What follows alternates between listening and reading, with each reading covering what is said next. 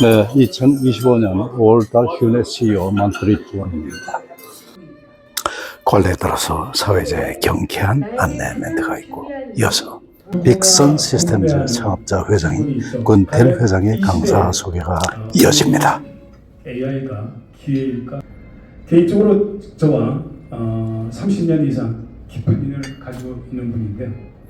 이분은 제 롤 모델이자 골프 친구입니다. 가끔 언더바를 치는 건 물론이고 골프들의 로망 아시죠? 에이지 슈터. 말 그대로 이분은 늘 에이지 슈터를 기록하시는 그야말로 진짜 골프의 달인이십니다. 골프 특강으로 바뀌었는데 골프도 잘 치시지만 사실 이분의 대단한 경력은 바로 AI 분야입니다. 미국 UCLA에서 국내 최초로 인공지능 박사학위를 받으신 진정한 대한민국 AI 1세대 레전드입니다. 수많은 강연을 하셨습니다. 세바시는 물론 EBN 등 여러 가지 이제 매체를 통해서 많은 강연을 하셨는데요. 아주 쉽게 AI를 설명하기 때문에 많은 청자들의 호응을 얻고 있습니다. 늘 하듯이 제가 어떤 그 특별한 강의를 들을 때마다 그 스피커에 대한 조사를 좀 합니다. 좀 알아보죠.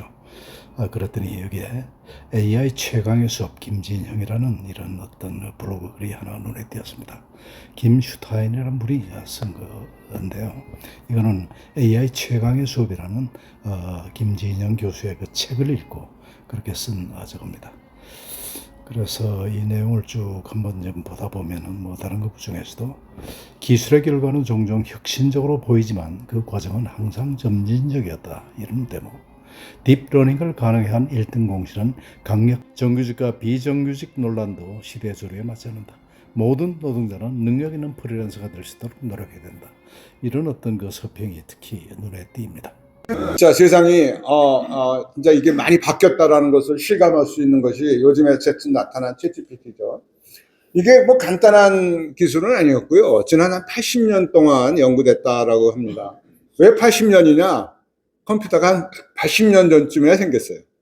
그래서 그걸 이용해서 우리 생각하는 그 컴퓨터를 만들려고 노력을 했고, 저는 뭐 70년도 중반에 유학을 갔다가 미국서 뭐 10년 정도 살다가 85년도에 카이스트에 구임을 했습니다. 그래서 2013년까지 제가 거기서 근무하면서 뭐 자연인을 따져보니까 99명이더라고요. 그래서 저 은퇴할 때 저까지 집어넣으니까 이제 100명이 되잖아요. 그래서 우리 100명이 대한민국 인공지능을 책임지겠다 이런 식의 이제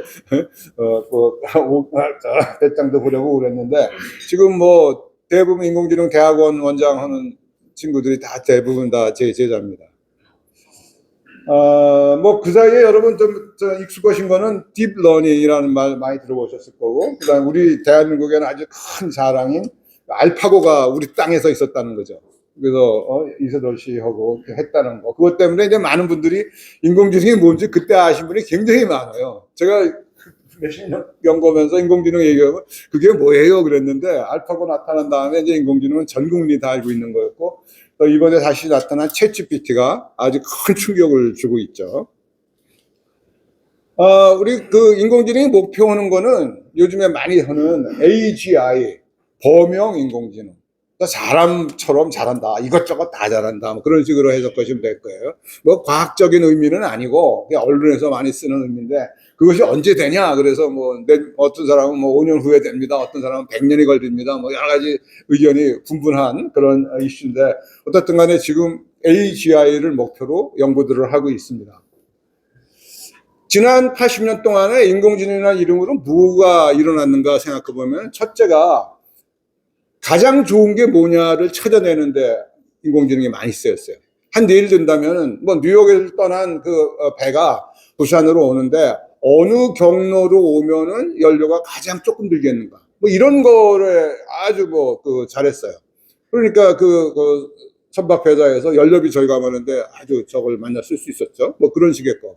그러다가 인지작용을 모방, 말하는 거, 듣고, 그림 그리는 거, 생각하는 거, 뭐 이런 것들을 모방하는 것, 초기부터 그거 열심히 했고요. 요즘에는 이제 그것이 다 연결돼가지고, 자율자동차 같은 자동적으로 업무를 하는 이런 쪽으로 가고 있습니다. 그러는 찰나에 생성형 인공지능이라는 게 나타났어요. 지금까지 인공지능은 있는 거를 분석해서 너는 이런 분류고 너는 이런 분류야 이렇게 분류를 나눈다든가 그런 식의 걸 주로 했는데 이 생성형 인공지능은 새 것을 만드는 거예요. 창작을 하는 거예요. 뭐 그림을 그리고 글도 쓰고 그러는 겁니다. 어느 게 중요하다라는 게 굳이 얘기할 필요가 없이 다 적당히 잘 섞어서 우리 문제를 위해서 풀면 되지 않겠습니까? 내가 주로 이제 생성형 AI 얘기를 할 거예요. 그래서 분석형 AI에 대해서 한 장으로 다 정리를 합니다. 분석형 AI의 목적은 뭐냐 하면은 세상이 어떻게 생겼냐 하는 거를 컴퓨터에다 만드는 겁니다. 그래서 그 모델이라고 그러거든요. 그 세상이 이렇게 생겼어요. 그런데 원래 세상이 워낙 복잡하잖아요. 그러니까 그걸 그대로 다 만들 수가 없으니까 어떤 그 관점에 따라서 난이도를 조정해가지고 간단하게 만들어 놔요. 그러니까 우리 바둑 같은 거 그런 거를 이렇게 실제로 보면 바둑 놓는 사람이 바둑을 놓는데 손이 떨려서 제자리에 못 놓을 수도 있지만 그런 거는 있을 수 없다. 그런 식의 이제 가정을 해서 바둑을 단순화시켜서 바둑 알을 놓으려고 그러면 꼭 그 자리에 놓여진다. 이렇게 이제 우리가 가정을 하고 문제를 푸는 겁니다. 이런 식으로 하는데 그것을 만드는 과정에 그 신경망이라는 것이 그것도 한 80년 정도 됐는데 굉장히 잘해요. 입력이 뭐고 출력이 뭐다. 가운데에는 어떤 식으로 배치가 돼야지 이런 성과를 내는가 하는 것을 학습이라고 그러고 그거를 학습된 모델을 이용해서 우리가 시뮬레이션을 해보죠. 인풋을 이것도 넣어보고 저것도 넣어보면서 가장 좋은 게 뭔가 이런 거를 찾아내고 있습니다. 이거 한 장으로 제가 생성형 AI, 분석형 AI는 다 마치겠습니다. 근데 생성형 AI가 나왔는데 별의별 게 다 많아요. 여러분 보시는 거 챗GPT도 그 중에 대표적인 거고 그림 그려주는 거, 비디오 만들어주는 거, 그 다음에 로봇이 움직이게 하는 거, 어떤 모션 그 자체를 만들어내기도 하고, 하사비스가 한 거, 분자생물학에서 구조가 어떠한 구조가 아닐까 하는 그런 가정을 계속 만들어내는 그런 생성형 AI도 있습니다. 그거는 좀 과학적으로 깊이가 있으니까 우리가 넘어가고, 저는 제가 이거 제일 처음에 이제 접해가지고 항상 저는 초등학생들 인공지능 교육 어떻게 하든가 관심이 있어서 이걸 물어봤어요. 초등학생한테 인공지능 캠프를 하려고 그러는데 거기서 뭐를 실습보면 좋으니 했더니 주절주절 나왔는데 그 기술적 깊이라든가 그 망라성 문장에 정리된 것이 깜짝 놀랍더라고요. 그래서 이 정도까지 됐구나라고 놀랐고 또 못할 만한 거 있잖아요. 1부터 500 사이에 3의 배수의 합을 구해봐라. 이거 아무리 지가 인공지능이라지만 그걸 어떻게 외우고 다니겠습니까? 그러니까 지가 코딩을 딱 해가지고 계산을 해서 답을 가르쳐 주더라고요. 지금 인공지능은 코딩은 알아서 합니다. 요즘에 많이 그 후에 이제 많이 발전해서 나온 건데 이제 검색할 때 일회성으로 검색하는 게 아니라 이게 대화식으로 검색을 합니다. 그러니까 질문했다가 그 답이 만족하지 못하면 또 추가로 질문하고 이런 식으로 하죠. 그러니까 친구한테 물어보는 것 같이 지금 그런 식의 대화가 일어나고 있고 한번 이쪽으로 넘어가면은 중독성이 있어서 그런지 옛날 거 못하겠어요. 옛날 거는 구글이나 네이버에는 정확하게 치지 않으면 검색이 안 되잖아요. 여기 적당히 야, 나 어디 가고 싶은데 이렇게 놓고 던져놓고 그 다음에 어디 가세요 물으면은 그냥 어디로 갑니다 얘기해 주면 되고 이런 식으로 되니까 굉장히 검색이 편해졌고요. 아마 이것이 지금 구글이나 네이버 같은 회사들의 비즈니스 모델을 망가뜨리는 그런 상황이 되어 가고 있습니다. 지금 지금 비즈니스 모델은 질문을 던지면은 거기에 링크를 보내주면은 링크를 찾아가서 광고를 본다든가 물건을 사든가 이렇게 해서 이제 수익을 올리는 건데 이제는 링크를 주질 않고 얘가 다 설명을 해줘 버리잖아요. 그런. 그 다음에, 이게 사진 같은 것도 다 이해를 해요. 근데 제가 강의하는 사진을 집어넣고 이게 뭐니? 그랬더니 이렇게 들여다보더니 강의가 이루어지고 있네요. 그러더니 재미난 건 저기 태극기에 걸려 있잖아요. 그걸 보고, 이거 한국에서 열렸을 가능성이 있습니다. 이런 식의 얘기를 하고. 친구가 동영상을 보내줬어요. 그래서 야, 이건 뭐냐? 그리고 직접 안 보고 얘한테 보여줬더니 지가 다 보고 이게 동영상인데 맨발 걷기에 가는 거네요. 그러면서 이점은 뭐고 단점은 뭐고 이런 식으로 합니다. 여러분 동영상 보느라고 너무 이렇게 시간 쓰지 마세요. 예보로 보고 중요한 것만 골라보세요. 그다음에 이렇게 그림 그려. 이 그림은 나가서 음악대에 그림대에 나가서 1등 했다 그러고. 그다음에 저 마지막에 있는 거는 이제 친구가 자기 부인한테 보내는 노래라 그러면서 노랫말도 인공지능이 쓰고 노래도 인공지능으로 만들고 노래 소리도 저렇게 만들었습니다. 그다음에 이런 동영상도 만들어요.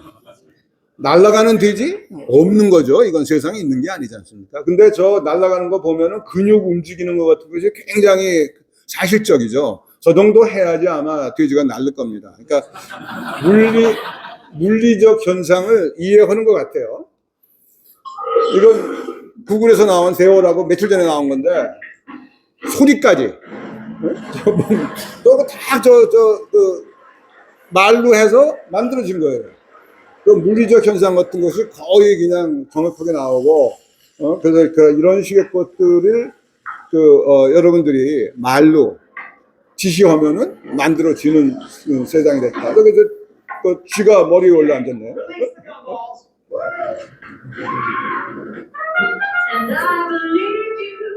노래하는 것도 이런 식으로 만들어내니 이제 가수들이 먹고 살겠습니까? You know, politics has three names. 근데 이런 챗봇을 로봇하고 연결하는 건 너무 당연하죠. 로봇을 만들어 놓으면 로봇을 뭐 두뇌 속에다 집으면 되니까. 그러니까 이제 로봇이 이렇게 생각을 해서 반응을 보이는 것이 가능한 그렇게 됐고요. 뭐 이렇게 이제 훌륭한 AI가 만들어졌으니까 많은 분들이 이제 시험 본다는 거 한번 쭉 해봤더니 뭐 웬만한 거 다 그냥 합격선이에요. 뭐 여기 좀 변호사 시험도 합격했다 그러고 의사 시험도 합격했다 그러고 우리 수능 보니까 뭐 거의 만점이더라고요. 그러니까 지금 우리가 뭐 사람 평가한다고 시험 보는 게 뭔가 잘못된 게 아닌가 이런 생각도 들죠. 그래서 어떻게 이런 식의 이제 인공지능이 자, 이게 세상을 바꾸는 기술이냐. 그렇죠. 이거 인터넷 처음 나왔을 때 그냥, 야, 이걸로 뭘 할 수 있지? 이러고 다들 흥분한 거 마찬가지로 지금 굉장히 많은 사람들이 흥분을 하면서 이것을 뭘 할 수 있을까 하고 고민을 하고 있고요. 뭐, 이것은 우선 뭐, 모든 것을 아는 그런 비서가 여러분 옆에 있다는 거. 그 다음에 얘가 창의성이 뛰어나서, 창작을 계속 지가 알아서 한다는 거. 뭐, 이런 식의 도구가 여러분 옆에 항상 있다. 그러니까 이 사용자가 우리나라도 1억 명이 됐다고 그러고 막 그러더라고요. 그러니까 굉장히 하여간 비싼데 현재는 뭐 이게 챗GPT가 이제 공짜부터 시작해도 비용 비싼 게 쫙 있어요. 근데 저는 20불짜리 쓰다가 최근에 200불짜리로 올라갔는데 성능이 괜찮아요. 근데 앞으로 또 2,000불 나온대요. 저는 2,000불짜리는 쓸 능력이 없을 것 같아. 이렇게 그 능력 있는 인공지능을 어떻게 만들었을까요? 여러분 뭐 다 IT에 밝으신 분이니까 이거 커다란 데이터베이스에 질문할 거 다 미리 집어넣었다가 물으면은 데이터베이스 찾아서 주는 그런 걸까요? 에이, 그런 건 아닌 것 같아요. 아무리 그 데이터베이스가 크더라도 그 많은 사람이 인류 전체가 뭐 다양하게 물어보는 걸 어떻게 미리 알아놨겠습니까? 그렇다면은 우리가 소위 말하는 제너럴 AI 그것이 진짜 만들어져서 그것이 챗GPT 안에 들어가서 그놈이 대답을 다 해주는 건가? 그러면 제너럴 AI가 완성된 건가? 이런 생각을 할 텐데, 그것도 아닙니다. 그러면 어떻게 한 거냐? 이거는 2번에 걸쳐서 커다란 학습을 했어요. 첫 번째 학습은 주로, 프리트레이닝이라고 그래가지고, 언어니 뭐 이런 간단한 것만 배웁니다. 그래서 기반 모델을 만들고요. 또 기반 모델에다가 그다음에 추가 훈련을 막 시켜가지고 어떤 특별한 업무를 할 수 있게 한다든가 어떤 분야의 전문가를 만든다든가 하는 식으로 이런 식으로 이제 훈련을 시키는 거예요. 이거는 우리 인류가 쓰는 교육 시스템이랑 상당히 비슷하죠. 우리 초중고등학교에서는 전문 없어요. 그래서 말하는 거 더하기 빼기 뭐 이런 것만 배우고 그 다음에 대학 가면서부터 전문가로서 전문 지식을 배우고 어떤 특수한 능력을 습득하는 거 아니겠습니까? 이런 식으로 그 과정을 거치는데 이 사전 훈련하는 데는 그냥 이 세상에 있는 모든 데이터는 보는 대로 다 배워요. 그러니까 뭐 인터넷에 있는 거 모든 문장 다 배웠고 인터넷에 있는 모든 사진, 동영상 다 배웠습니다. 본 거야 아이가. 그래서 이런 거야. 그래서 우리 애들 데려다니면서 세상 구경시키는 거랑 마찬가지죠. 그리고 추가 학습시켜서 특수 업무를 하게 하려면은 전공 지식에 관한 아주 잘 정리된 데이터가 필요해요. 그렇죠. 법률에 관한 것만 잘 가르쳐서 뭐 이게 뭐 헌법이고 이것저것 이렇게 뭐 보여줘야지만이 얘가 법률 전문가가 되지 않겠습니까? 그런 식으로 이제 훈련을 시키는데 뭐 사전 훈련은 계산을 굉장히 많이 해서 힘들고, 그다음에 특수 업무 추가 학습은 데이터의 품질이 좋아야 되는데 그 품질 구하기가 좋고 막 구하기가 힘들어서 어렵고 그런 상황입니다. 이거 빨리 가야지 이렇게 하다 밤새겠다. 컴퓨터가 자연 언어를 이해하고 처리한다는 거 한번 생각해 보세요. 여러분, 그 사랑이라는 의미, 뭐 남녀 간의 사랑, 부모가 자식 간의 사랑을 어떻게 컴퓨터에 표시하겠어요? 시옷, 리을, 뭐 이런 식으로 표현한다고 해서 그것이 그 감정 같은 것이 표현되겠습니까? 안 되잖아요. 근데 그거를 하고자 하는 것이 지금 여기 주변에 나오는 단어들을 보면은 요 단어의 뜻을 알 수가 있습니다. 다시 말하면 단어의 의미는 그것과 같이 나오는 단어들이 결정을 해주는 거예요. 보시는 바와 같이 애플이 맛있다 그러면 저 맛있다라는 것 때문에 저 애플은 먹는 거 사과를 일 거고, 애플이 빠르다 그러면 저 빠르다는 것 때문에 저거는 컴퓨터일 거 아니겠습니까? 이런 식으로 어떤 단어가 주위에 누가 나오는가를 따라서 그 단어의 의미를 알아내는 뭐 이런 식의 기법을 이용해서 컴퓨터에다가 의미를 표현을 했습니다. 그 다음에 언어를 배운다는 건 뭐냐? 언어는 이 단어 다음에 이 단어가 나오네요. 그걸 배우는 거예요. 뭐 열심히 공부해서 다음에 뭐 어떻게 되겠어요?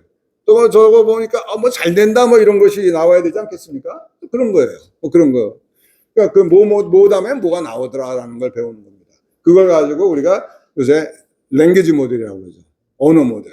너무나 크겠어요. 단어가 보통 그 단어가 한 50만 단어를 사용하는데 50만 단어가 10번에 걸쳐서 나왔는데 그다음 11번째 뭐 나올래 하는 거를 기록을 하려면은 엄청난 공간이 필요하지 않겠습니까? 그런 식으로 해서 지금 랭귀지 모델을 만들어 놓은 겁니다. 그것이 만들어졌으면 그 다음엔 굉장히 쉬워요. 이런 거 말했을 때 그 다음에 뭐가 나올까 하는 거는 그래서 확률적으로 뒤져서 가장 그럴듯한 거 찾아서 뱉어주면 되는 거니까. 그죠? 그런 식으로 이렇게 지금 언어가 컴퓨터에도 생성이 되고 있는 겁니다. 여러분이 그걸 보고 챗GPT가 얘기하는 게 저런 식으로 만들어준 거예요. 이런 식으로 만들어준 게 뭘 할 수 있는가? 문장은 그럴듯하게 만들어줘요. 근데 얘가 뭐를 아는가? 그건 아닌 것 같아요. 뭐 생각을 할 수 있을까? 그것도 아닌 것 같아요. 그냥 뭐 다음에 뭐가 나오더라는 것만 배웠는데 얘가 생각을 어떻게 하겠습니까? 그런데 사진도 그렇게 표현합니다. 사진을 저렇게 잘게 잘라요. 타일처럼. 그래가지고 여기에 눈이 있는데 그 다음에 부리는 어디쯤 있을까? 이런 식의 상호 관계를 언어가 마찬가지죠. 여기에 이런 단어가 있었는데 요거에 대응하는 이 단어는 어디 있을까를 아는 거 마찬가지로 이런 식으로 학습을 해서 요새는 그림도 비슷한 방법으로 이해를 하고 있습니다.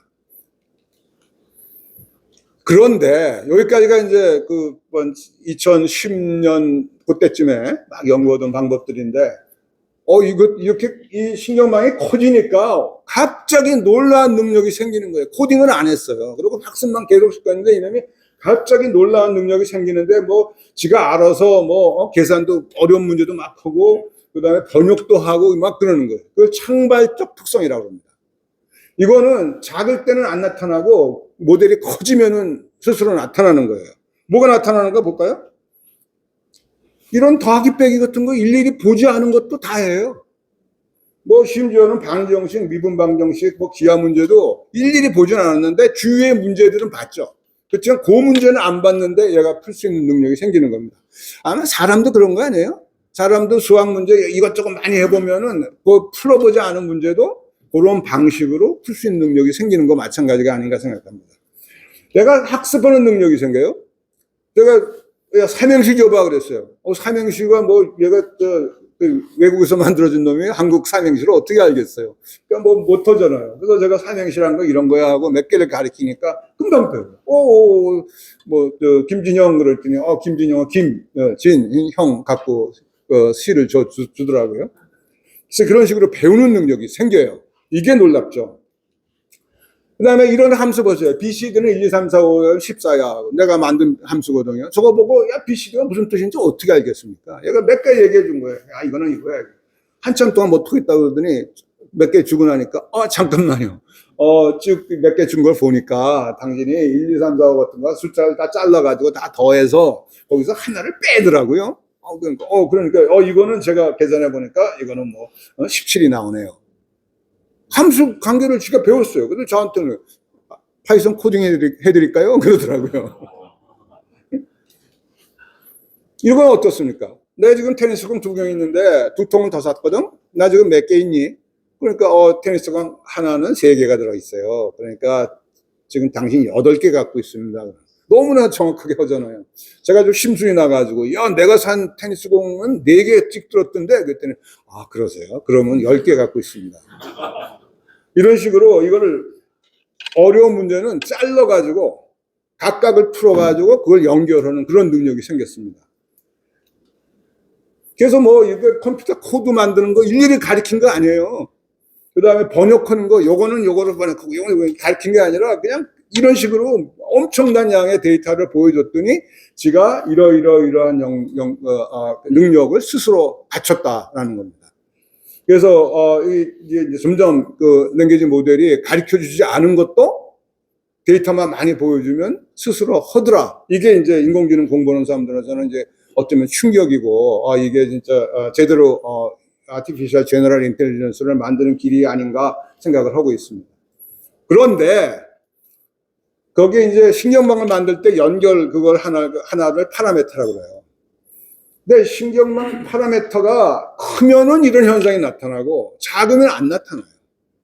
그래서 처음에 만났던 GPT-3는 1750개의 그 파라메터가 있다고 그럽니다.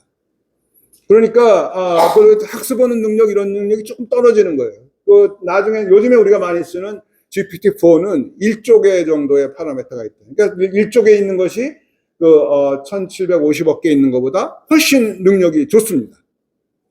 그리고 앞으로 나올 거라 그러는 GPT-5는 걔네들에 의하면은 10조 개일 거다. 이렇게 이제 낭설이 돌고요. 사람은 보통 100조 개 정도의 연결을 갖고 있어요. 시냅스라고 해가지고. 그러니까 아직도 우리 그 인공지능이 사람의 그 흉내 내는 데는 좀 모자라고 아마 그 인공지능이 100조 개의 시냅스를 갖게 된다 그러면 연결을 갖게 된다면은 지금보다는 훨씬 더 능력 있는 놈이 될 거다 이렇게 생각됩니다. 근데 이렇게 해서 확률적으로 막 만들어낸 거 아니에요. 이것이 과연 의미를 알고 있는 건가? 그래서 몇 가지 물어보면 돼요. 이거 학교 있을 때 물어본 거예요. 기린이 눈이 몇 개니? 2개. 내 다리에는 눈이 몇 개니? 다리에 눈은 없잖아요. 그래서 얘는 2개 그래요.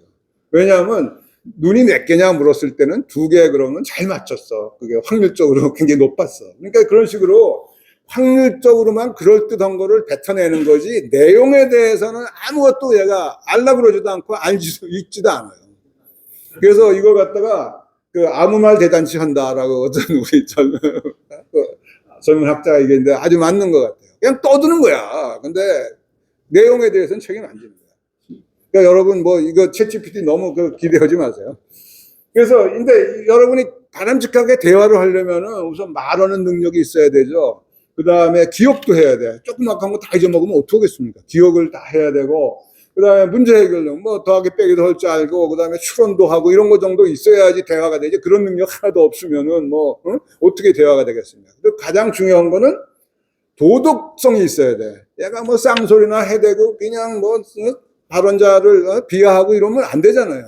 이런 능력을 가졌을 때 우리가 대화하는 파트너라서 생각할 수 있지 않겠습니까? 이것을 만들고 싶어 하는 거예요. 누가? 원래 구글이 다 연구를 했거든요. 그래서 구글이 이런 걸 만들려고 그러는데 잘 못 만들었어. 그랬더니 오픈 AI라는 스타트업이 나타나서 이걸 만들었어요. 어떻게 만들었냐? 아주 좀 치사한 방법인데 사람을 동원해서 이럴 때는 이렇게 대답해라. 저럴 때는 저렇게 대답해라. 이런 얘기하면 이건 쌍소리니까 뭐 없애버려라. 이런 식으로 일일이 다 훈련을 시켰습니다. 그래서 사람을 동원해서 사람 동원을 되니까 어떻게 해야 되겠죠? 이런 닭장이 필요했겠죠. 그래서 아프리카 케냐에다가 영어 하는 사람, 영어로 좀 되는 사람 저렇게 집어넣고 시간당 2불로 해가지고 그냥 동원해서 만들었대요. 그래서 보시는 바와 같이 이런 식의 뭐 되는데, 야, 이거는 빼라, 이거는 놓으라, 어쩌라. 특히 가장 문제됐던 게 그 성적 비하하는 발언, 뭐 뭐에 관한 발언을 굉장히 많이들 하는데, 그것을 이제 아니다라고 글러내는 뭐 그런 식의 거를 하기 위해서 저 노동자들이 아주 성적으로 혹사당했다. 그래서 지금 소송 걸리고 막 그러고 있는 상황입니다. 어떻든 간에 사람이 개입해서 만들었어요. 그러니까 여기까지는 저희 학자들 입장에서는 잘 가다가 여기서 사람이 개입해서 만들면 이게 좀 뭐야? 우리 자동화돼야 되는 건데 뭐 이런 생각들을 하고 있었습니다. 어떻든 간에 이렇게 해가지고 챗GPT가 공개를 했어요. 2011월에. 이거 능력은 자연어로 대화하는 거와 그다음에 우리가 일반적으로 쓰는 거 있잖아요. 문서 요약이 필요하고 질의응답, 번역 이런 거는 하도 쓰니까 지네가 그냥 특수한 훈련을 계속 시켜가지고 이거는 할 수 있어요라고 하면서 공개하면서 이거 가지고 무슨 뭐 딸 생일 파티 계획도 세워보시고요. 그런 거 하세요라고 이제 공개한 거죠. 이걸 가지고 우리 사람들이 다들 이제 즐겁게 좀 쓰고 있는 겁니다. 이게 이제 현황이에요. 시장에서 비슷한 거 굉장히 많이 나왔어요. 챗GPT, 제미나이, 클라우드 있고, 코파일럿, 퍼플렉시티, 그록 뭐 다 나왔는데 다 그저 그럴 듯합니다. 어느 날 이게 치고 나왔다가 저게 뜨나고 막 그러고 또 그림 그리는 것도 여러 개 있으니까 여러분 뭐 그냥 아무거나 갖다 쓰시면 돼요. 비용이 꽤나 나오니까 잘 이렇게 피해서 공짜만 쓰셔도 여기 그록이 공짜거든요. 이거 일론 머스크가 만든 건데. 굉장한 수준이에요. 저 200불짜리 뭐 챗GPT나 뭐 거의 버금가게 잘하더라고요. 그러니까 여러분 잘 골라 쓰시면 되는 거예요. 이걸로 뭘 하는가 하는 거 제가 여러분 놀라게 하려고 잘하는 것만 몇 개 골라왔어요. 코딩 다 얘가 자동으로 해요. 지금 돈 버는 AI는 코딩 자동화밖에 없다고 그래요. 그래서 대부분 회사들이 코딩하는 거 만들어 놨고요. 그 다음에 이것도 재밌죠. 이렇게 저 신문 기사 딱 보여주고 야 이거 뭐라 그런 거니 하고 질문하고 막 그럴 수가 있어요. 근데 질문하는 것 중에 뭐 여러분 한글로 그냥 질문 어려도 되는데 제가 이걸 만들어놨어요. 안녕하세요. 오늘은 팟캐스트를 만들 수가 있어요. 이 기사 내용 갖고. 힘든 반전 속으로 여러분과 함께 들어가 보려고 합니다. 네, 안녕하세요. AI 전문가가 글쎄요, AI가 만드는 가짜 정보 때문에 증언 자격을 잃는 진짜 아이러니의 극치인데요. 맞아요. 스탠포드 뉴스가 AI 딥페이크 위험성을 경고하려다가 정작 본인이 쓴 AI가 만드는 이런 식으로 때문에 그 기사 내용을 팟캐스트로 만들어 주니까 여러분 이제 출근할 때 다 라디오 어떤 알고 싶은 기술적 내용 같은 거 팟캐스트로 만들어서 들으면서 출근하시면 됩니다. 이제 그런 거 됐고요. 그다음에 생각하는 방법을 학습을 시켜요. 걔한테.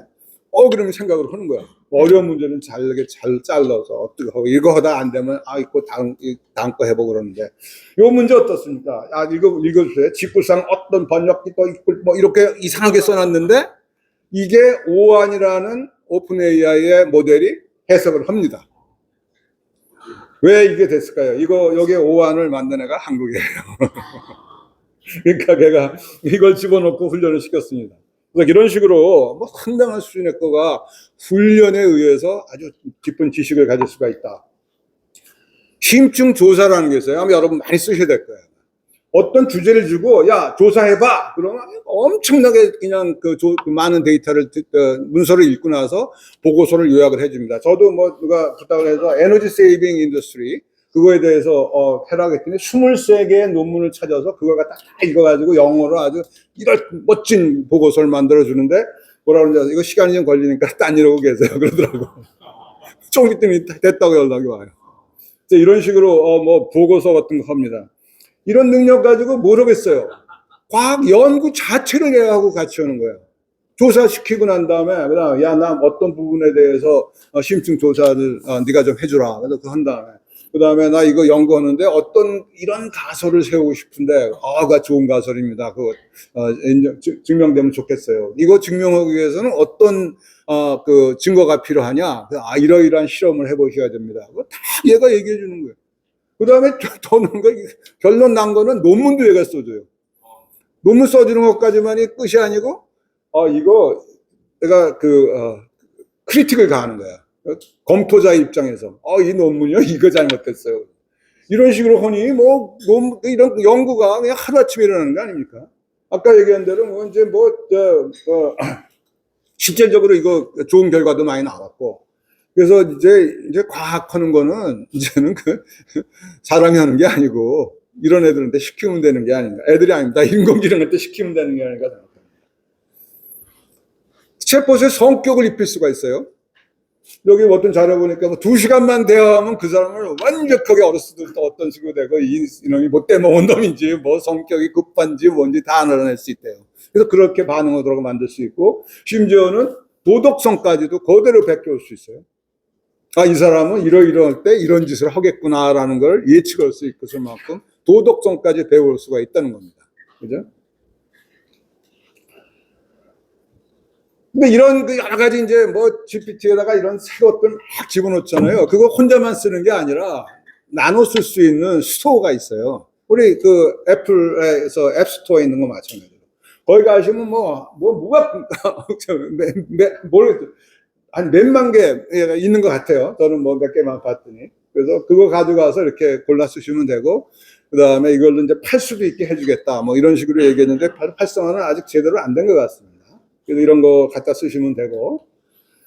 그 다음에 이것을 지금까지는 제가 말씀드린 거는 생각하고 말하는 거 이런 것만 했는데, 얘가 이제 어떤 행동을 하도록, 어떤 그 행위를 하도록 그게 넘어가고 있습니다. 그거를 에이전트라고 해요. 그래서 에이전트, 뭐, 챗봇이라고 하는데, 그러니까 여러 가지 만드는 거예요. 실제로 작업하려니까 생각도 해야 되고, 뭐, 데이터도 골라와야 되고, 필요하다면 그 화면에서 클릭, 그것도 지가 알아서 하면서 그 행위를 합니다. 그래서 그런 에이전트들을 만들어 놓으면 그것들 간에 서로 거래를 시키고 뭐 그럴 수가 있죠. 그래서 진짜 앞으로는 이 전자상거래의 상당 부분이 저런 에이전트들이 자기네들끼리 할 거다. 사람이 개입하지 않고. 뭐 충분히 가능하지 않습니까? 나 여기 신혼여행 가는데 어디로 가면 좋을까? 그러니까 이제 얘가 다 알아보고, 그 다음에 예약도 지가 다 해보고, 예약이 되면은 이제 주인한테 가르쳐주는 그런 상황으로 갈 수가 있겠습니다. 지금 뭐 많은 회사들이 에이전트를 만들고 있고, 여러분들도 뭐 우리나라에서도 이미 시작된 것 같아요. 또 회사마다 자기네 회사가 서비스할 수 있을 만한 거를 에이전트로 만들어서 공개하면은 거래가 가능하죠. 근데 어떻든 간에 이렇게 AI가 이제 훈련하고 추론하는 비용이 굉장히 빠르게 줄어들고 있어요. 지금 여러분 많이 들었죠? 우리나라가 뭐 이게 파운데이션 모델이 없어서 큰일 났다. 뭐 미국에서만 만들고 중국에서는 하는데 우리는 못 만들었다 그러는데 뭐 사실이고요. 근데 크면은 클수록 생각하는 능력, 아까 창발적 능력이 막 생겨서 거기에 훈련시키기가 굉장히 편하게 훈련시킬 수가 있어요. 근데 조그만 거 갖고 하면은 이게 능력이 없기 때문에, 능력이 떨어지기 때문에 훈련시키는 게 굉장히 어려워지죠. 근데 어떻든 간에 훈련하는 비용하고 그걸 이용하는, 추론하는 비용하고가 이제 그게 우리가 사용자들이 돈을 내야 되는 건데 지금 전체 비용이 굉장히 빠르게 떨어지고 있다. 그러니까 저는 그런 얘기를 했죠. 우리 쫓아가는 입장에서 뭐 한 발짝만 늦게 가지 뭐. 그러면 훨씬 쌀 텐데. 또 많은 것이 또 이제 오픈 소스로 나오거든요. 우리나라에서도 지금 딥시크는 여러분이 많이 들으셨잖아요. 근데 딥시크보다 훨씬 능력 있고 오픈되어 있는 게 LG AI 연구원에서 만든 엑사원이었는데 이 사람들은 홍보를 잘 못한 것 같아요. 그래서 어필을 못했어. 근데 약간 굉장히 잘했습니다. 뭐 그런 식으로 하고 이런 것이 이제 값싸게 막 나오니까 여기저기서 이걸 써서 실제로 업무에 성과를 내야 되는 거 아니겠습니까? 그 여러분들이 지금 임무예요, 그게. 그래서 여러 산업에서 이제 AI가 활용되고 있습니다.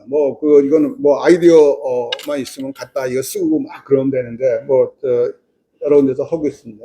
가장 획기적인 게 저는 이거라고 생각해요. 의사 찾아가면 요새는 이제 요새 가면 이게 저도 친구한테 가는데 문진을 하면서 키보드를 이렇게 독수리 타법으로 치고 있거든요. 근데 요새는 스마트폰만 놓고 얘기하면 끝이에요. 걔가 다 들어가지고 다 분석해가지고 얘기를 해줍니다. 며칠 전에 친구 6명이 모여가지고 무슨 교육 어떻게 하면 좋은가 하고 토론을 하는데 챗GPT를 틀어서 음성으로 틀어놓고 얘기를 하니까 대화하는 도중에 얘가 끼어들어가지고 지도 막 말하고요. 그리고 끝나고 나니까 다 정리를 해줬어요. 어떤 얘기로 결론이 이렇게 났습니다. 하세요. 여러분 충분히 할 수 있습니다. 그런 정도 하고 있으니까 요새는 이제 이런 기록 작성하는 거, 회의록 작성하는 거 같은 거는 정말 챗GPT가 알아서 다 해준다. 그렇게 말씀드리고요. 또 이건 어때요? 엑스레이 같은 거를 그 설명을 다 다르게 해줘야 될 거 아니에요. 환자한테는 쉽게 해줘야 되고, 뭐 동료 의사한테는 전문 의학 용어 써서 해줘도 되는 거 아니겠습니까? 알아서 제가 다 해주는 거예요. 뭐, 그러니까, 이런 환자하고 인터페이스가 완전히 새로운 걸로 바뀌었대요.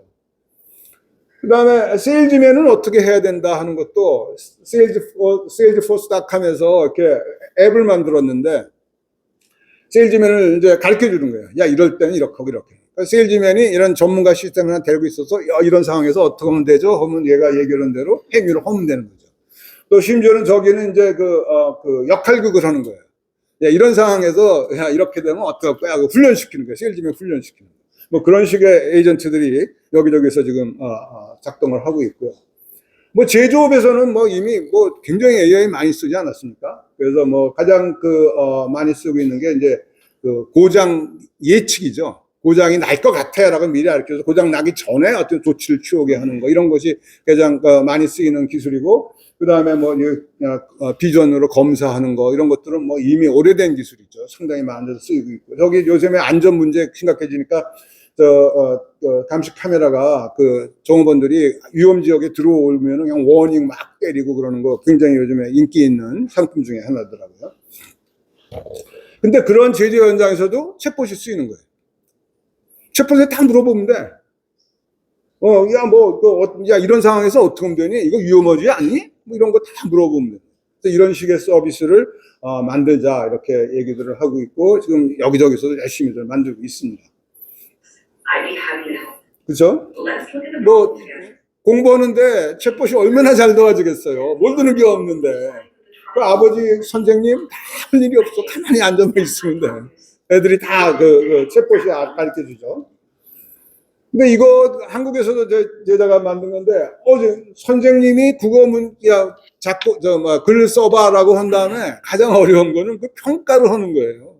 숙제 내는 거야, 쉽지. 근데 학생들이 해온 걸 평가를 해야 되는데, 그거 평가하는 거를 지금 챗GPT가 해줍니다. 그러니까 얘는 챗GPT를 뒤집어 씌워가지고 밖으로 보긴 이렇지만 실제로 그 안에는 챗GPT가 다 분석하는 그런 식의 앱입니다. 뭐 이런 식의 것도 만들어 쓰고 있고.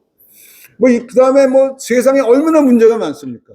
그러니까 그거를 위해서 우리가 전 지구적인 어려운 문제도 풀어야 되는 게 아니냐, 이런 얘기들 하고 열심히들 하고 있죠. 그 중에 가장 많이 쓰는 게 뭐죠? 요즘에 전기 많이 쓴다며.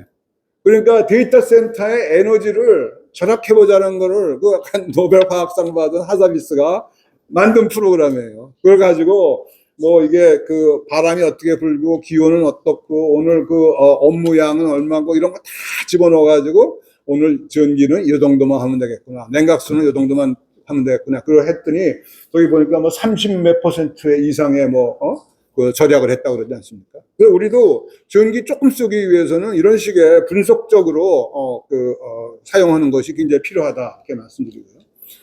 이건 어떻습니까? 여러분 자동차 타고 가는데 신호등이 항상 파란불만 켜져. 안 걸리고 쫙 가. 에너지 소비도 없고 탄소도 덜 배출하는 게 아니겠습니까? 이렇게 되게 만들자는 거예요. 구글에서 하는 얘기예요.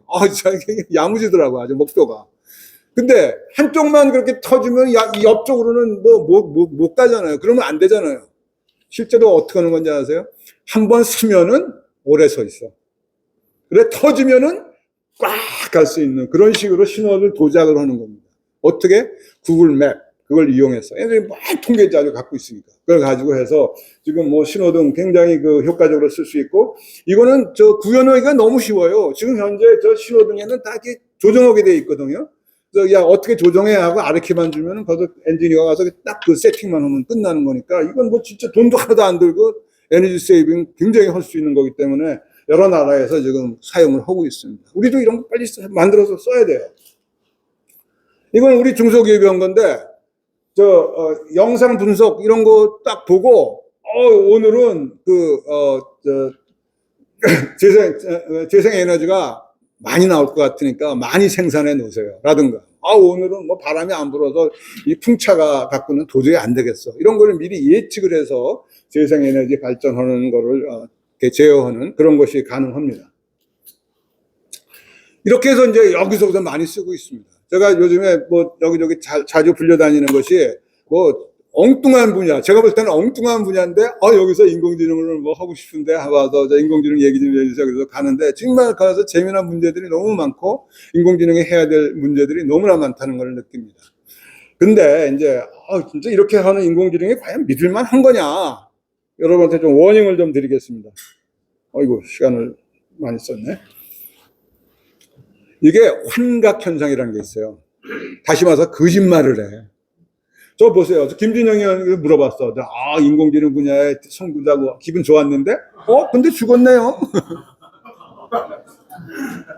완전히 거짓말 하는 거예요. 제가, 근데 이게 너무나 그럴듯하게 얘기해서 안 죽을 수가 없게 거짓말을 잘합니다. 몇 개 볼래요? 저는 신문을 안 보고 이제 동아일보 기사가 뭐야 하고 얘한테 떠들면 얘가 지가 봐서 얘기를 해줘요. 그래서 쭉 봤더니 어느 날 보니까 저게 2024년 4월 10일 날 선거를 했거든요. 4월 16일인데 일본을 간대. 이 사람이 선거 지더니 일본을 왜 가? 일본 총리가 나오고 어쩌고 그래서 진짜 같잖아요. 그래서 제가 정말인가 하고 동아일보를 직접 가봤어요. 그런 사실 없어. 완전 가짜야. 저렇게 그냥 완벽하게 거짓말 하려고 거짓말 하는 것 같은 놈이에요. 조심하세요. 같은 질문 여러 번 해보세요. 똑같은 게 나오나. 다 달라. 왜 그렇죠? 이거 확률적으로 얘가 계산해내기 때문에 똑같은 게 나올 수가 없어요. 그러니까 여러분 지금 챗GPT가 옳은 대답을 해주는 프로그램이 아니에요. 그거를 꼭 기억해 주셔야 됩니다. 그냥 재미로 하시면 오케이. 근데 그걸 가끔 의사결정을 하려면 조금 문제가 있습니다. 3.9하고 3.11이 어느 게 커요? 근데 얘는 어떻게 된 건지 3.11이 크다고 계속 주장을 해요. 그래서 내가 그러면 프로그램 한번 짜봐 그랬더니 비거라는 프로그램 잘 짰어요. 큰 게 어떤 거냐를 가르쳐주는 프로그램. 그래서 거기다가 3.9하고 3.11을 집어넣어봐 그러니까 얘가 뭐라 하면서요? 이건 넣지 않아도, 이거는 3.11이 큽니다. 그러고, 안 넣어. 무슨 넣어봐! 하고 야단을 쳤더니 진짜 넣었어요. 넣었는데 3.9가 나오자니까, 이상하네. 왜 그렇지? 저 프로그램 혹시 잘못된 거 아닌가 보세요. 이런 거예요. 얘가 생각을 안 바꿔. 응?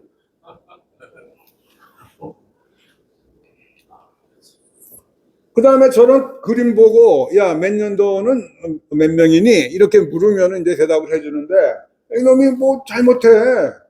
그래서, 이거 아니야? 이거 아니야? 지적을 해주면 다 제대로 해요. 그러니까 얘가 할 수 있는 능력이 있어요. 근데 안 해. 응?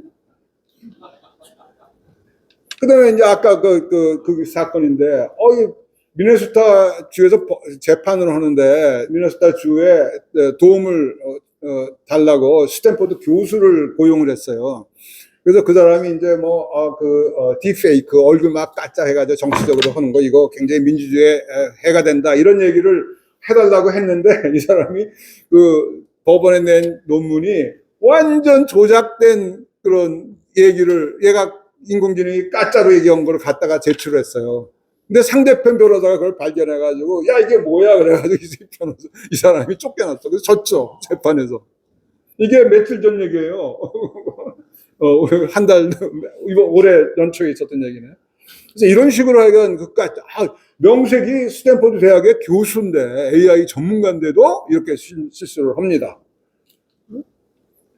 이미지도 막 이상하게 그려요. 할루시는. 저 손가락도 6개 그리고, 그림도 이렇게 잘못 그리고, 응? 그래서 할루시네이션, 이게 얼마나 자주 일어나느냐.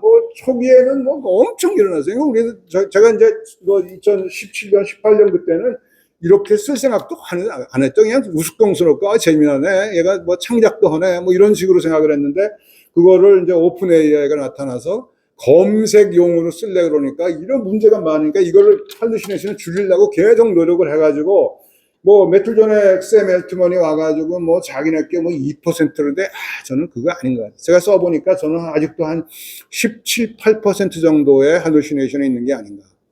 그러니까 절대 여러분 이거를 믿고 쓰셔도 큰일 납니다. 우리나라에서도 아마 큰 사건 났고 며칠 전에도 서울 의대 교수들하고 같이 토론했는데 거기서도 이런 걸 만들었더라고요. 그래서 내가 너희 의대에서 한 2% 에러가 나면 어떻게 해? 그건 절대 쓸 수 있는 게 아니잖아요. 그러니까 좀 한참 0.01 정도까지 내려가기 전에는 쓸 수가 없는 거다. 그래서 저는 어떻게 쓰냐 하면은 제가 아는 것만 물어봐요. 모르는 거 물어보면 제가 확인할 방법이 없는데. 응? 그래서 그거를 이제 하드싱에서 줄이려고 여러 가지 이제 기술들이 있는데 가장 좋은 기술이 끝날 시간을 가르쳐 주네요. 가장 좋은 노력이 미리 검색을 해서 요것만 가지고 네가 답을 해라. 그러면 딴짓 못할 거 아니에요. 그걸 갖다가 검색 증강이라고 그러는데 이놈이 그래도 그 틈바기를 또 붙잡아서 또 거짓말을 또 합니다. 완벽치가 않아요. 약간 그게 좀 문제다라는 거 아시고. 의사결정을 하려면은 인공지능이 갖춰야 될 능력이 우선 신뢰성, 그래서 안전하고, 그 다음에 공정하게 판단해야 되고, 그 다음에 설명 가능한 이런 식의 능력이 필요하지 않겠습니까? 근데 과연 지금 인공지능이 저런 능력을 가졌는가 한번 따져보자고요. 안전성. 이게 극치는 이거죠. 테슬라 자율주행차 알고리즘이 고속도로에 들어오는 트럭을 뚫겨 박는 장면입니다. 저 정도가 지금 수준이에요. 그러니까 아직 저렇게 안전하죠. 저 알고리즘이 트럭이 들어오는 거는 몰랐을까요? 트럭인 알았어요. 근데 뭐 들어오는 있긴 들어오는 있는데 저거는 트럭이 아니다라고 생각한 거야. 얘가 생각한 트럭은 바퀴 위에 박스가 있고 그 앞에 헤드라이트고 이걸 트럭이라고 그러는데 저거는 엎어져가지고 바퀴가 안 보이는 거. 바퀴 안 보고 그 연애 저거 하늘이구나 그러고 이런 식이고요. 뭐 의료 쪽에서도 우리가 우리나라에서 몇 년 전에 왓슨이라고 그래가지고 와 그 병원들이 그 가천병원 해가지고 아우성 났는데 그 프로그램이 폐기됐습니다. 없어져 버렸어요. 그 다음에 변호사 얘기도 있고. 이 인공지능의 큰 약점 중에 하나가 배운 것만 아는 거예요. 근데 저 테슬라 알고리즘이 트럭을 배웠는데 쟤는 바퀴 있는 트럭만 배웠어요. 바퀴 없는 트럭은 배운 적이 없어요. 그런데 모르게 뚫고 막는 거야. 마찬가지로 알파고 그 잘하는 놈을 18x18로 가져가면 꽝이에요. 이건 배운 적이 없어. 그건 나하고 관계없는 거예요. 이런 식입니다. 그 다음에, 그래서 IBM 그것도 완전히 철수했고요. 실패했거든. 미국에서,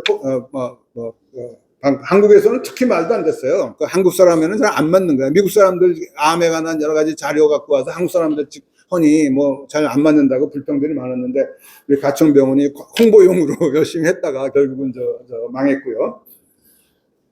그러면 이거 보시면, 엑스레이 보고 이거 백인이냐 흑인이냐 아시아냐 하면은 인공지능은 95%로 맞춘대요.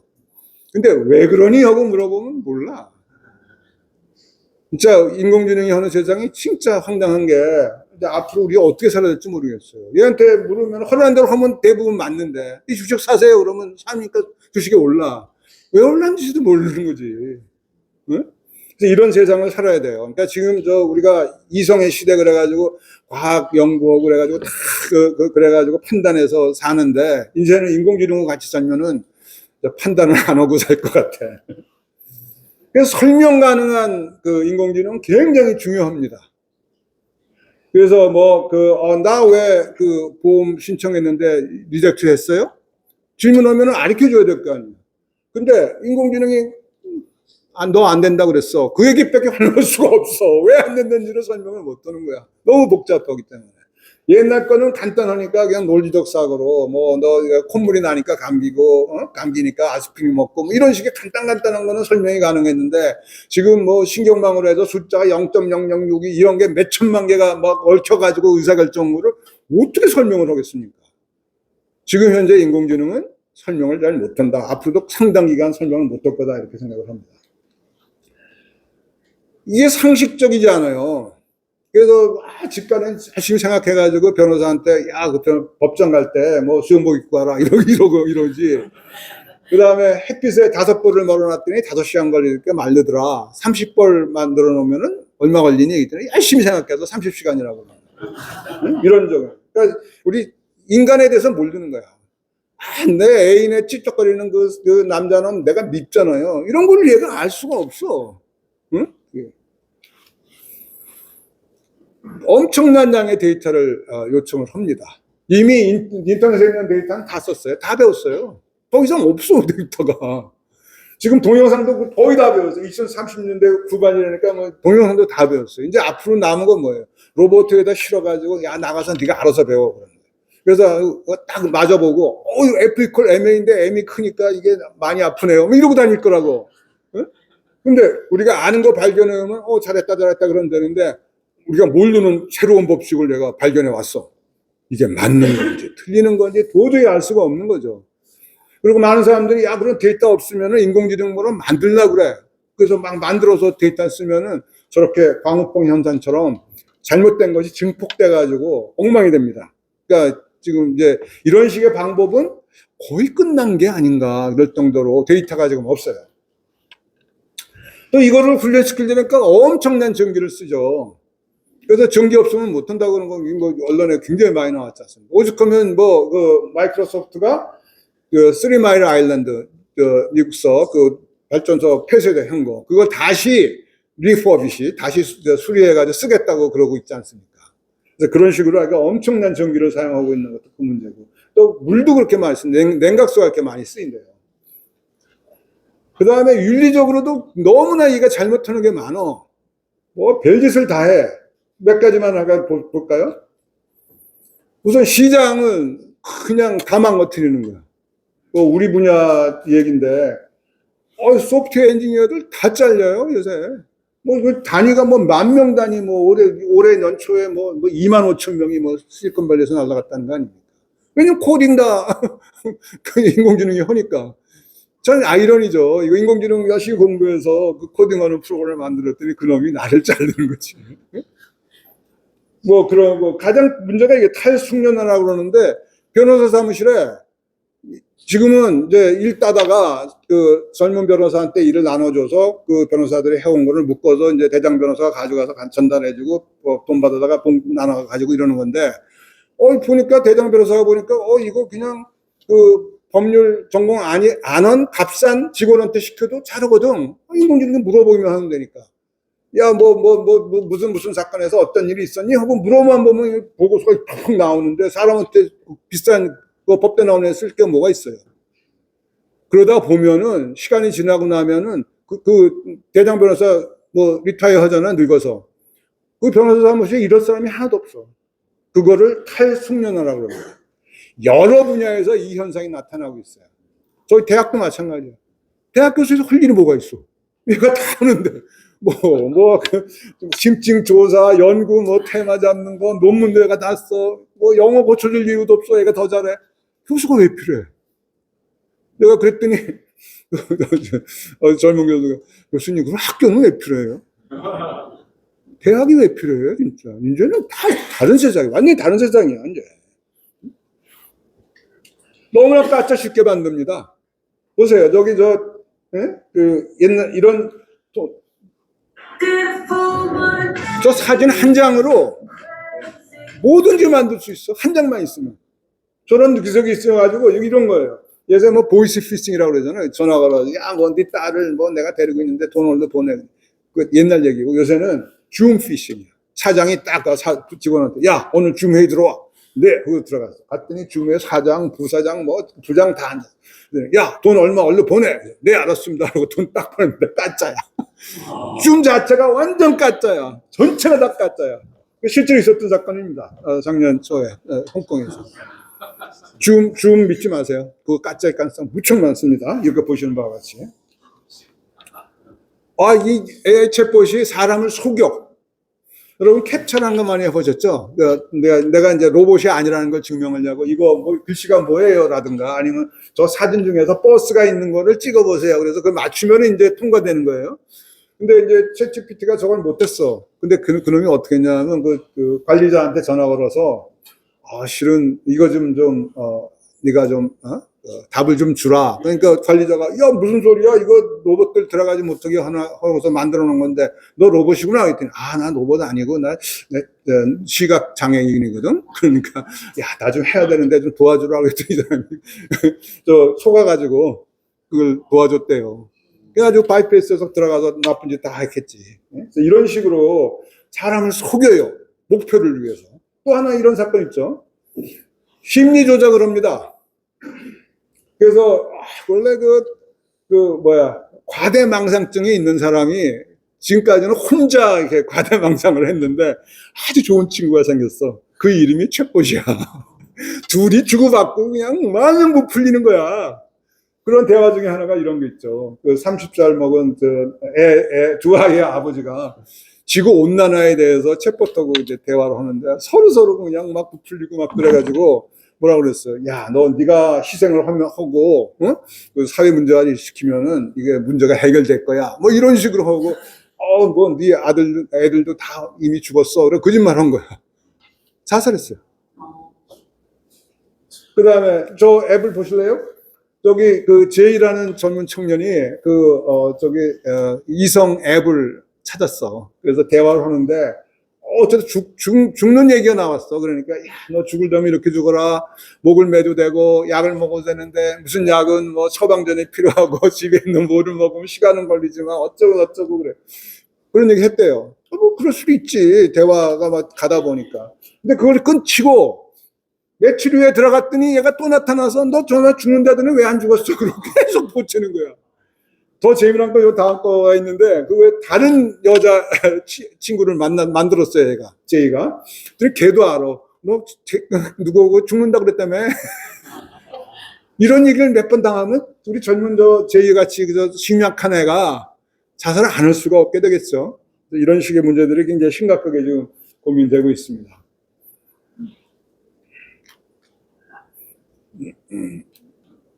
예. 또 내가 이것 때문에 따로 만들었는데 이게 어저께인가 그저께 기사입니다. 인간의 지식을 거부했어요. 재미난 건 뭐냐면 수학 문제를 많이 풀면은 그 보상을 많이 받도록 훈련을 시켜놨어요. 그 오픈 AI O3 모델이라는 거가. 그러니까 얘는 계속 그냥 문제를 많이 풀으면은 그 보상을 많이 받는 거야. 그 앱이. 근데 이놈이 딱 보니까 조금 있으면 이제 주인이 그만해 그러고 얘기할 것 같거든. 그러니까 얘가 프로그램을 고쳐가지고 그만해 하더라도 중단하지 않도록 코드를 바꿔버렸어요. 코드 지가 반대로 바꿀 수 있으니까 프로그램 할 수 있다니까. 그래가지고 뭐 얘는 목표가 보상 많이 받는 거니까 주인 말 안 듣는 거고 보상 받는 거고 어느 게 더 얘한테 중요해. 아주 보상 많이 받는 거죠. 그런 식으로 했다고 그래서 지금 어제 오늘 언론에 많이 나왔던 그 사건입니다. 글쎄요. 어떻게 생각하면 컴퓨터가 목표를 달성하기 위해서 장애물을 피해서 가는 거는 인공지능이 가져야 될 속성 중에 하나예요. 그죠? 그렇게 해야지 문제 풀어요. 장애물만 있다고 하나도 못하고 나가자빠지면 안 되잖아요. 근데 그것이 인간이 감독을 하면서 너 그만해 하더라도 그것까지도 무시할 정도로 인공지능이 되면 이거 굉장히 심각하죠. 세상이. 그 문제가 이런 슈퍼 얼라이먼트 프로블럼이라는 겁니다. 인공지능이 사람보다 훨씬 똑똑해질 거예요. 금방. 이미 똑똑했는지도 모르겠고. 근데 걔가 지 마음대로 하는 거야. 객관에 옳다고. 그것이 사람한테는 해가 되면 안 되잖아요. 이렇게 하려면 이거 시스템을 어떻게 디자인해야 되느냐. 글쎄요. 간단하지만 스위치만 딱 끄면 얘가 그냥 딱 죽었으면 좋겠는데 이놈이 그걸 알아서 코드를 바꿔서 안 죽게 만들어버리면 인간들이 어떻게 하죠? 그런 고민들을 지금 굉장히들 하고 있고요. 그래서 이제 전 세계에서 매달려서 야 이거 큰일 났다 이거 어떻게 하면 좋겠냐 해서 회의도 하고 그다음에 법도 만들고 근데 그 EU가 AI 법을 만들었죠. 우리나라도 만들었죠. 작년에 통과시켰고요. 그래서 내년 봄부터 우리도 통과됩니다. 이거 되면은 어떤 모든 법이라는 게 통과되고 나면은 규제성이 굉장히 강하니까 인공지능에 대해서 상당한 규제가 들어올 거라고 예상이 됩니다. 한국에도 이제 AI 기본법을만 통과가 됐어요. 그래서 여러 가지 약간 지금부터 시행령도 만들고 그러니까 여러분들 가서 적극적으로 의견을 좀 개진해서 웬만하면은 그냥 넘어갈 수 있게 하죠. 일일이 구체적으로 해놓으면 나중에 아마 굉장히 귀찮아질 상황이 많이 됩니다. 대한민국가 얼마나 잘하냐? 어느 조그만 캐나다 회사인가 그 회사가 우리나라가 6등이라고 그랬대요. 그러니까 지금 정치하는 사람들은 야 우리나라도 세계 3위로 가자 그래가지고 대부분 지금 정책이 다 3위로 가는 거로 되어 있습니다. 근데 제가 볼 때는 별거 아니에요.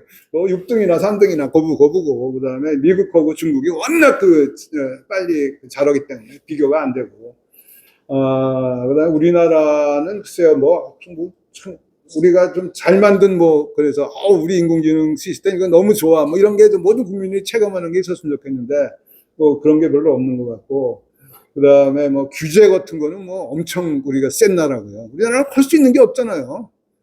타다를 할 수 있습니까? 원격 진료가 됩니까? 될 수 있는 게 없는 그런 나라라서, 이번에 대통령 된다고 100조를 쓰냐 했다는데 돈 쓰는 것보다도 이렇게 업무를 할 수 있도록 풀어주는 게 훨씬 더 가치 있는 일이라고 저는 주장을 합니다. 특히 또 이제 교육. 여러분, 지금 초중고등학교에서 인공지능 교과서를 교사들이 극렬하게 반대를 해요. 그래서 저는, 왜 그러지? 그러고 이제 교육부에서도 이제 걱정하고 그래서 제가 아는 그 후배들 가서 만나봤더니 왜 반대하냐면 자기가 몰라서 반대하는 거예요. 그 사람들이 인공지능을 써본 적이 없고, 그 다음에 인공지능보다 조금 낮은 거를 뭐라면 우선 소프트웨어 컴퓨팅 그건데 그걸 해본 적이 없어요. 제가 중앙대학 있을 때 선생님들을 이제 강의했는데, 이 사람들 진짜 이메일도 이렇게 서툴더라고요. 그럴 정도로 지금 굉장히 언밸런스 돼 있습니다. 근데 거기다 대고 인공지능 한다고 그러니까 이 사람들 무조건 봐요. 그래서 그거를 극복하려면은 초중고등학교부터 컴퓨터를 해야 돼요. 여기다 하나 더 붙여야 되는데, 어저께인가 기사에 나온 건데, 트럼프가 미국 공교육에서 AI를 필수로 한다라고, 사인한다고 되어 있습니다. 그리고 저 보세요. 우리나라는 시수가 없어요. 우리나라 컴퓨터라는 과목이 없어요. 치과 과목 중에 일부예요. 초등학교 6년 동안에 16시간만 배웁니다. 그래서 중학교 3년 동안에 32시간, 34시간? 그래서 합쳐가지고 50시간 배우는 거고, 외국 경제국들은 그냥 10배 이상 배우는 거예요. 앞으로는 이제 컴퓨팅이 가장 기본적이에요. 네? 웬만한 거 모르더라도, 운전 못하더라도 살지만, 컴퓨팅 못하면 못 살아요. 그러면 컴퓨팅을 누구나 쓸 수 있게 가르쳐야 되는데, 그게 안 돼요. AI 인재는 방출되는 나라다. 조금 공부시켜 놓으면 다 나가요. 그래서 약간 우리 나라는 활용해서 좀 AI의 경쟁력을 찾아보자는 게 주장이고, 여기저기 다니면서 이런 식으로 얘기하고 있는데, 공무원들은 이런 지표가 좀 멋있어야 되잖아요. 근데 우리가 논문 3등이래. 이런 건 너무 좋아하거든요. 논문 3등이면 뭐래? 그게 우리 밥 먹여주지 않는데. 그래서 좀 이렇게 활용 중심으로 경쟁력을 쌓자 그런 얘기를 하고 있고, 그 다음에 활용 중심이 여러 가지 생태계가 있는데, 아랫바닥에 반도체부터 시작해 쭉 있는데, 컴퓨팅 인프라스트럭처, 클라우드 이런 거 우리 잘 못하잖아요. 그러니까 저기 어플리케이션 쪽에 가서 어떤 특정 산업에서 잘 사용하도록 하는 거, 이런 것이 좀 필요하고, 그렇게 제대로 하려면은 기업들이 AI를 잘 모르니까 그거를 도와주는 그런 산업이 필요해요. 소위 말하는 시스템 인테그레이션 사업이죠. 우리 옛날에 SDS, LG CNS 같은 회사들이 정보 시스템 우리나라 잘 못할 때 다 그 사람들이 도와줬잖아요. 우리도 그런 산업을 키워야 된다라고 저는 주장을 합니다. 보면 제가 북경 갔다니 북경 공항에 있는 광고더라고요. 참 좋아요. 이걸 챗봇으로 딱 찍어가지고 야 뭐라 그랬니? 했더니 저 앞에 쫙 번역해 준 겁니다. 네? 뭐예요? 이미 중국은 이미 랭귀지 모델을 이용한 앱을 만드는 거가 비즈니스로서 된다는 얘기죠. 공항에 저기 있을 정도니 77만 개 앱이 만들어졌고, 이걸 돌리기 위해서 필요한 GPU 나 우리 잔뜩 갖고 있으니까 너 와서 돈 주고 빌려 써라, 이런 얘기를 하는데, 우리는 지금 이런 얘기 하나도 안 나오잖아요. 우리 기업들이 나 지금 랭귀지 모델로 앱을 만들고 싶어요 할 때 할 수 있겠냐는 거예요. 참 그렇게 걱정스러운 면이 많고요. 인제는 빠져나가는데 잘 빠져나간 나라 인디아 아닙니까? 그 옆에 대한민국이 있더라고요.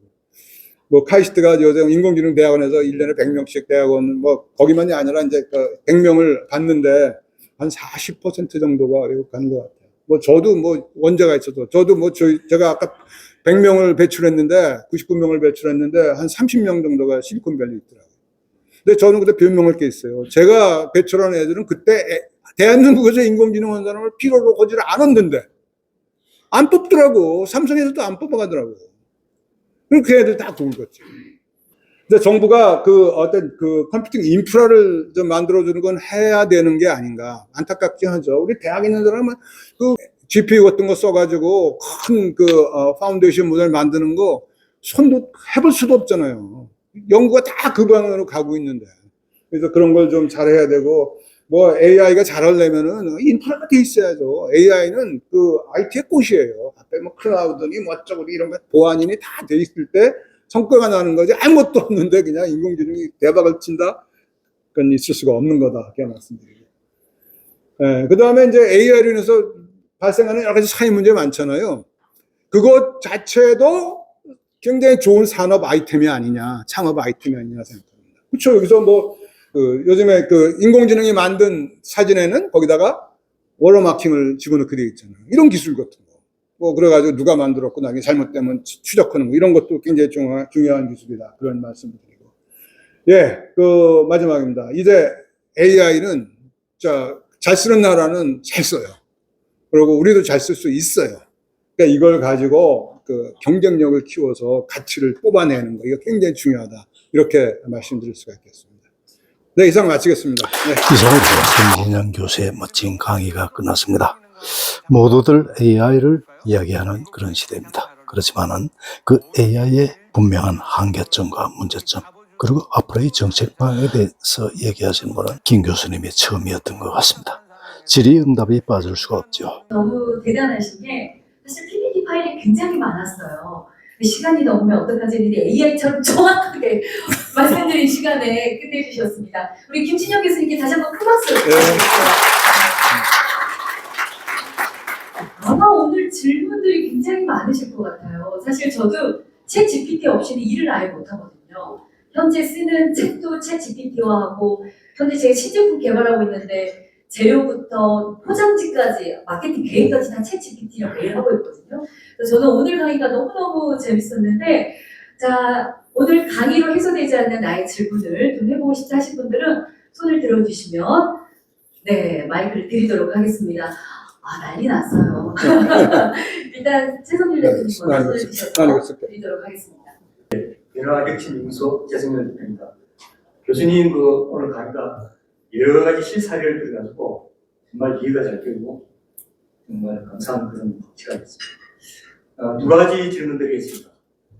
첫째, 지금 굉장히 핫 이슈가 되고 있는 그 한국의 물kon기업 PB로서 백준호 대표 잘 아시겠지만 거기는 이제 NPU를 쓰고 있지 않습니까? 그리고 엔비디아는 GPU를 쓰고 있고, 이 부분에 두 개의 장단점을 좀 설명해 주시죠. 특히 전력이 지금 한 50%에서 100% 정도가 경쟁력이 있다고 이렇게 이야기 드리고 있습니다. 아까 교수님께서 말씀하셨지만, 그리고 지금 현재 엔비디아에 대적할 수 있는 게 PB로서라고 이렇게 여러 방면에서 이야기 드리고 있고, 저도 유튜브를 여러 군데를 보니까 백준호 대표가 좀 겸손하면서도 그 강의하는 모습에서 그런 걸 느낄 수 있기 때문에 앞으로 한국의 기업 가치 이런 부분에 대해서 말씀해 주시면 감사드리겠습니다. 제가 대답할 수 없는 부분인데요. 예, 약간 그 하드웨어, 그 GPU나 뭐 이런 거는 우리나라가 그 반도체가 어느 정도 허니까 가능성이 있지 않느냐라고 하고, 뭐 모여서도 뭐 중소기업도 하고 뭐 어떤 그 잘 나가는 중소기업도 있고 뭐 그러는데, 우선 엔비디아의 독점력이 굉장하지 않아요? 저는 이런 상황에서 우리가 어떻게 견딜 수 있을까 그런 걱정도 되고, 뭐 지금 뭐 대학에 있는 연구하는 사람들은 뭐 도저히 뭐 그 전기 조절, 서울 뭐 고대가 뭐 연구비 큰 거 받았는데 학교 전체의 전기가 모자라서 돌리질 못하고 있어요. 뭐 그런 상황이 막 벌어지고 있어서 어떤 식이든지 하여간 난 우리 후배 교수들한테 야, 전기 조금 쓰는 연구를 해라. 응? 조금 그러고, 그 다음에 그 데이터 많이 안 해야 돼. 사람 보세요. 우리가 그렇게 많은 뭐 에너지 소비하면서 학습을 합니까? 아니죠. 사람은 훨씬 효율적이네요. 그러니까 이거는 지금까지 중간 단계일 거다. 다음 단계는 더 효율적이고 더 조그만 데이터로 잘 배우는 그런 거 인공지능 지금부터 빨리 연구하자. 뭐 이런 식으로 얘기를 합니다. 그래서 뭐 이게 마지막이 아니에요. 지금 가고 있는 게 이게 마지막이 아니고 이 방법이 틀릴 수도 있다라는 거를 저는 항상 뭐 지금 50년 뭐 연구하면서 와와하지만 조금 있으면 이거 다 그렇게 바보 같은 방법이었네 하고 또 새거 나오고 막 그러니까 뭐 저는 좀 한 발짝 쉬었다 가자 이런 식의 주장을 하는 사람입니다. 네. 또 손을 번쩍 드셨는데, 네, 마이크 부탁드릴게요. 네. 이제 교육 쪽으로 한번 질문을 좀 드리고 싶습니다. 제가 이제 아기 때부터 무조건 IT를 가야 된다고 생각하고 컴퓨터 학원에서 보냈었는데, 현재 입시생이거든요.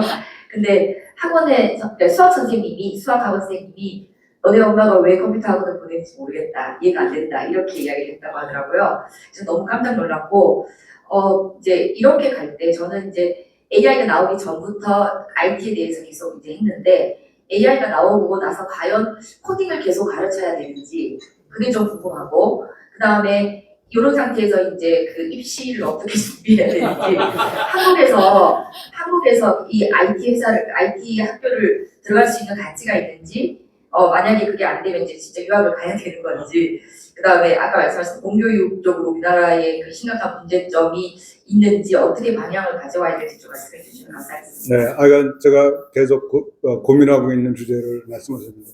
그러니까 부총리가 한번 보자고 그래가지고 갔더니 뭐 좀 옛날 장관 했던 분도 뭐 대여섯 분 계시고 그래가지고 같이 토론을 굉장히 아주 진하게 했었습니다. 근데 진짜 제가 한 얘기가 그대로 하면 정말 개발자가 필요 없는 세상입니까? 그렇다면 없어도 되는 거지 뭐. 근데 제가 볼 때는 개발자는 어떤 상황에도 필요합니다. 지금 뭐 요게 인공지능이 대강하지만 그리고 지금 하는 것도 굉장히 단순한 것들만 하지 좀 더 깊이 있는 거 이런 거는 못 하고요. 창작물도요. 정말 좋은 거는 사람이 만든 거지 인공지능이 만든 게 아니에요. 인공지능은 방법론상으로 사람이 잘한 걸 흉내내는 거지 그거를 너무 뛰는 거가 안 됩니다. 인공지능한테 아무리 제가 훈련시켜도 얘가 뭐 남산의 저사나무가 철갑을 두른 듯 이란 용어 그 메시지를 스스로 창작해낼 수가 없는 게 인공지능이에요.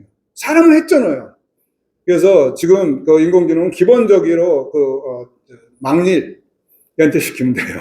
근데 진짜 창의적이고 그런 거는 계속 사람이 갖고 있어야 된다고 생각하고 있고요. 코딩도 그런 의미에서 막상 어떻게 해야 된다는 걸 잘 알고 그다음에 실제로 시키는 거는 GPT 시켜서 쓰는 거 정도는 충분히 저는 도움을 받아도 된다고 생각합니다. 그리고 여기 미국에 아까 본 자료에도 15,000명 단위로 해고시키고 그러는데 거기 안에 기사를 읽어보면은